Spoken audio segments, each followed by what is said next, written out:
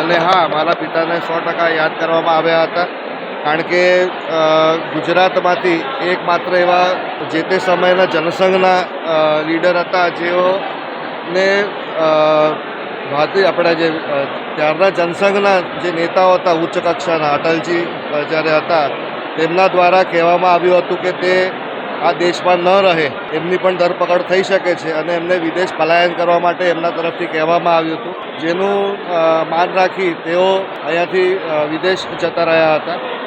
અને લંડન પહોંચીને ત્યાં આગળ સત્યવાણી નામની વીકલી એ લોકો છાપતા હતા અને એ ઇન્ફોર્મેશન જે છે તે અહીંયા આપણા હાલના જે પ્રધાનમંત્રી છે માનનીય નરેન્દ્રભાઈ મોદી, તેઓ પણ ગુજરાતમાં જ વેશ પલટો કરી એક પંજાબીના રીતે પહેરવેશ બદલી અને ગુજરાતમાં શું ચાલે છે એનું પૂર્ણ વિવરણ તેઓ પોસ્ટથી એટલે કાગળ લખી અને એમને પહોંચાડતા હતા.